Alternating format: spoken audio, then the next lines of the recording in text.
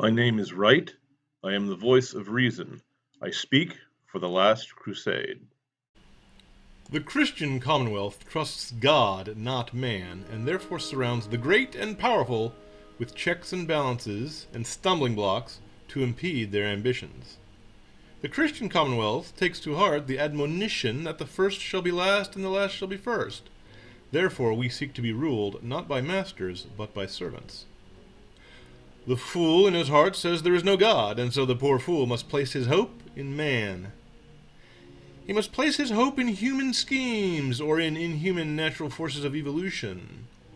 The fool therefore seeks to tear down and trample all hedges and fences surrounding the dangerous ambition of the great and powerful, in the hope that one of the powerful will be powerful enough, as powerful as a god, to bring paradise to earth. History rebukes the fool. The thing cannot be done. Man is not good nor wise enough to create a world without war and poverty, much less to create perfection. But a fool is a fool because he is too proud to welcome rebuke. Therefore, if history rebukes him, he hates history. Therefore, the fool must pull down monuments and erase the calendar.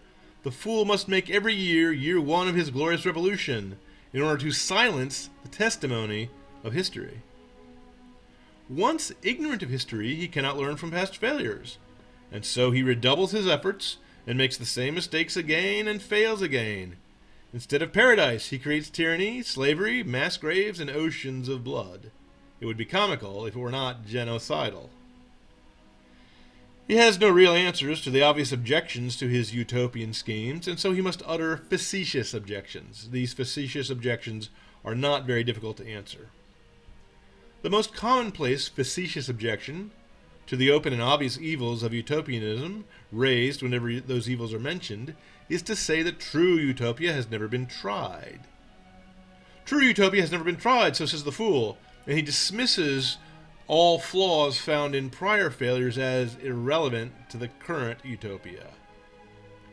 The commonplace objection again is that Napoleon, Stalin, Hitler, and Mao did not represent true, honest, and authentic secular utopias.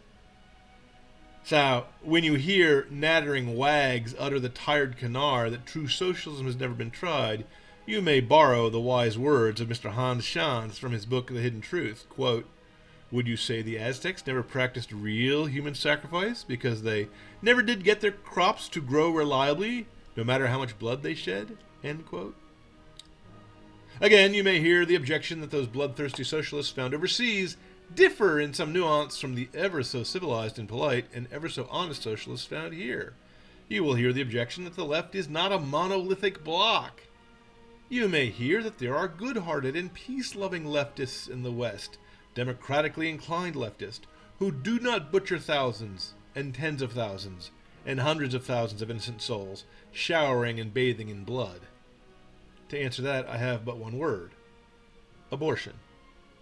Who draped the New York skyscrapers in celebration when an infanticide bill was passed into law there? Not the conservatives, not the Christians. Like the other crimes of the left, the baby killing is done in the name of revolution, in the name of freedom, in the name of liberty, in the name of uplifting the oppressed, as if motherhood were an oppression rather than the greatest glory of the human race. What leftists are willing to do to helpless children for the convenience of their careers or sexual self-gratification, they will certainly be willing to do to you.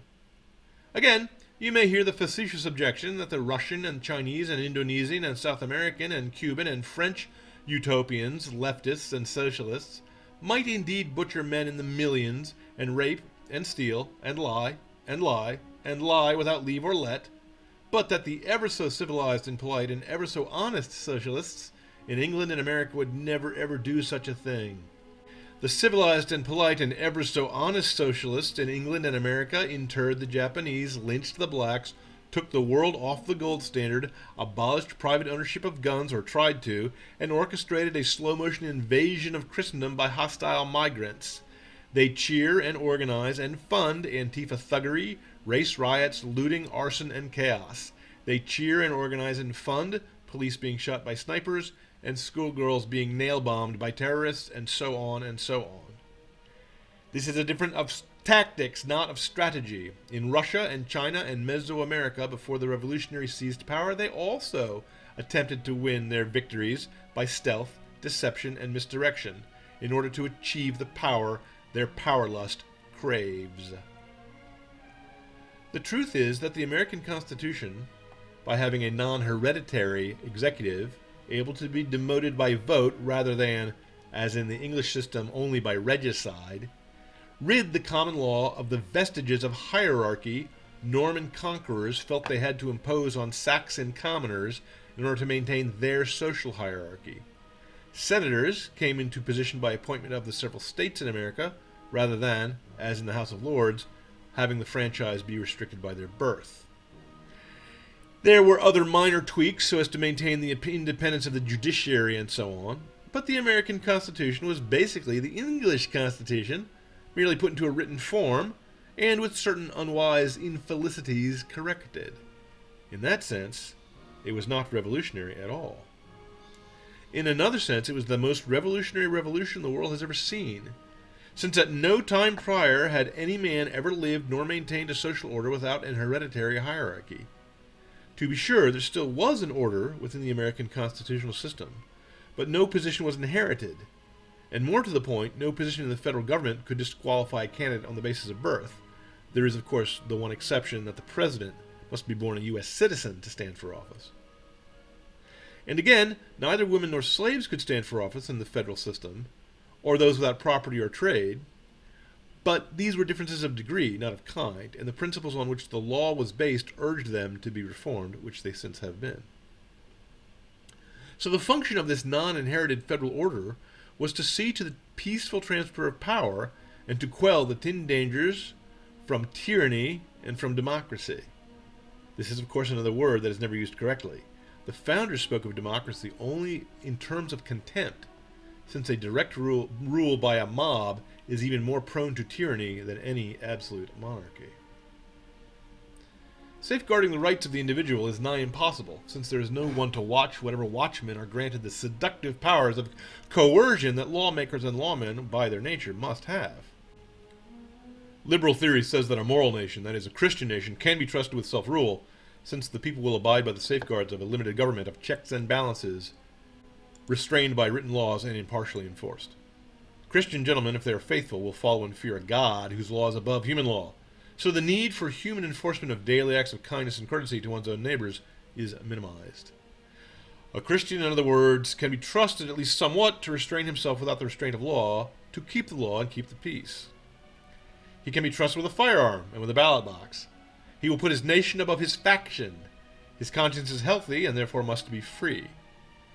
A pagan, or a post-Christian on the other hand, is controlled entirely by shame, by social cues, peer pressure, public opinion, fashion, and passion.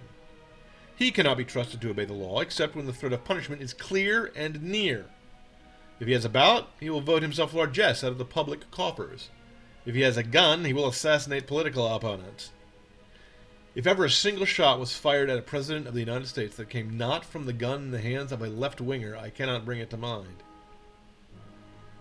His conscience is his enemy, so he is at continual war with all men of good will. He hates the honest for their honesty, and endlessly will accuse them of lies. He hates the successful for their success, and he will endlessly accuse them of stealing and of double-dealing. He hates the beautiful for their beauty, the wise for their wisdom, and the faithful for their faith. And so he accuses, and he accuses, and he accuses. But somehow, it is always his own flaws that he attributes to the innocent. There is, and always will be, differences in degrees of achievement in many fields. Political leaders, war heroes, artistic geniuses, wealthy industrialists, brilliant scientists, popular entertainers, and beloved sports figures. Success in one field is no guarantor of success in another. Elvis Presley may be as wealthy as a plutocrat by the sad end of his life, but he lacks the academic achievement of an Einstein. Eisenhower or Grant might parlay the medals and rank earned in war into a political career, but he will be poorly regarded and compared to other holders of high office. They are no statesmen. Obviously, no honest man talks about equality to mean an homogeneous identity of all human qualities, what we might call social equity. Such an idea is the stuff of nightmares, fit only for a dystopian science fiction story. Heaven gives each man different talents and advantages at birth, or different defects, in order that those richly blessed in one area or talent might share, uphold, and defend those not so richly blessed. All men are born as naked, helpless children, unable even to turn over, without a gentle mother's helping hand, to remind us that we all stand in need, and to rebuke us lest we forget to aid those who stand in more need than we. However, talk of social equity is so commonplace that it has drowned out all rational talk of equality, leaving the word equality as unloved and useless as a crippled orphan. Even men otherwise wary and perceptive are easily deceived into thinking the left-wing definition of this word is the actual meaning. Many a cynical idiot declares that no equality exists in nature. He fails to note that no hierarchy exists in nature either. The only thing that exists in nature is a Darwinian struggle of the fit over the unfit, the strong over the weak, with chance and chaos sitting as arbiter of the struggle. It is to abolish this struggle that civilization exists. In other words, the sole purpose and sole justification for civilization is that civilization will curtail the Darwinian struggle, will protect the weak and the unfit from the strong and the unjust. But rest assured that when a leftist speaks of social equity in this backward Alice through the looking glass way of speaking, as if equality were perfect homogeneity, he in no way means a syllable of what he says, nor does he live or act as if he did. He goes back to speaking and thinking about equality rationally, the moment the particular political discussion he wanted to derail has been successfully derailed. If he meant it, if he believed in perfect homogeneity, he would have long ago sold all his worldly possessions and given away all his worldly goods to any man who possessed less than he, lest he be unequal in wealth. Nor would he use any thoughts or words the most illiterate man would not know, lest he seem unequal in learning. Nor would he use any brain cells that the slowest victim of autism cannot equally use, nor stand on any foot if a single amputee with a peg leg cannot likewise stand, or see with eyes that blind men lack, lest he be unequal in mind or body to any other man. To call for social equity and social equality is not even a figment of hysteria. It is merely an accusation, and an insolently insincere accusation at that.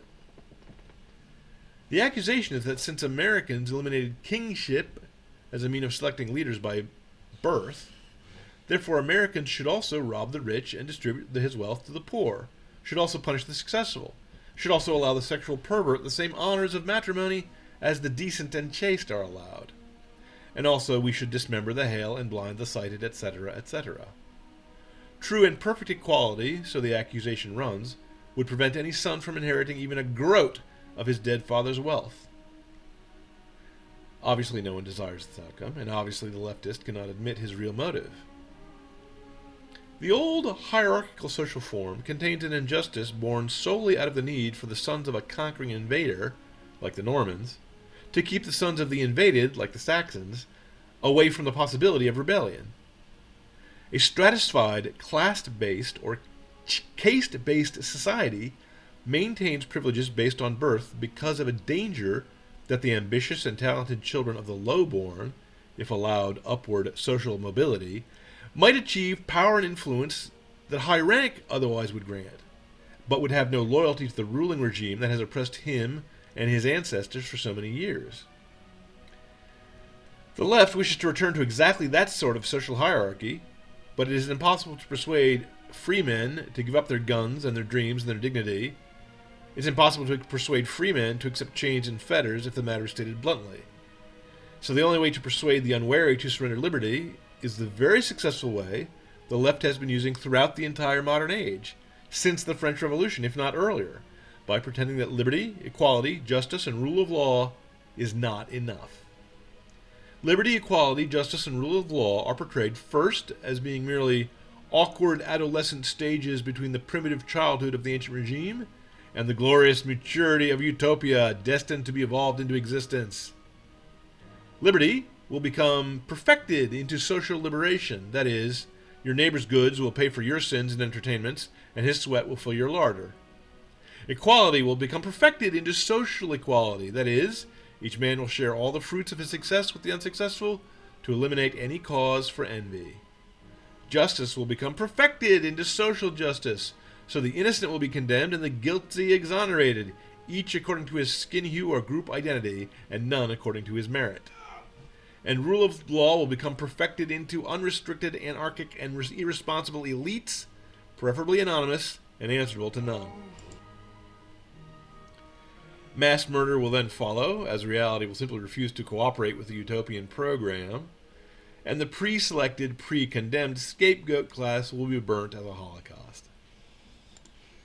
Lest any think these words exaggerate, let us draw our attention to the events of the 20th century, the 2 world wars, the Cold War, and the various depressions, recessions, and economic convulsions caused by left-wing meddling in the free market. Let us draw our attention to the loss of art, to the death of poetry, to the degradation of motherhood, virginity, and womanhood. Let us draw our attention to the endless denigration of man merely as a bald and unfit ape produced by blind chance.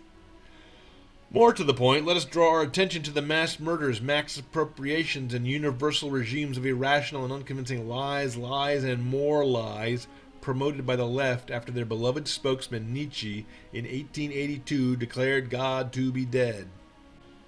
Many of my fellow Christians, and I myself for many a year, believed that the great mass of leftists were sincere, if mistaken in their belief that war was peace, freedom is slavery, and ignorance is strength.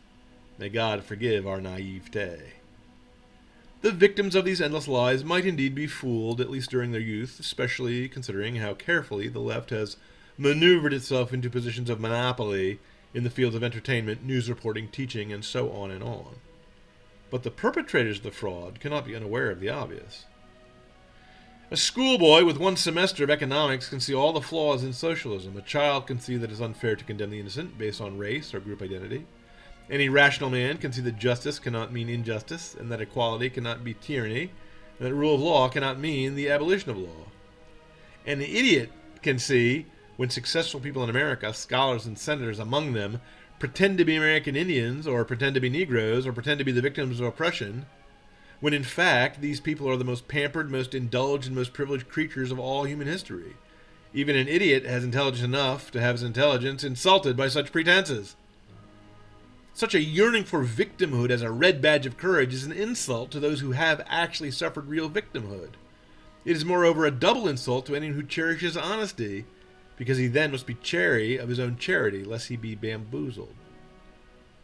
As I said, even otherwise wary and alert conservatives blithely accept left-wing vocabulary and left-wing newspeak, and so become unable to articulate any defense of altruism, equality, liberty, or rule of law.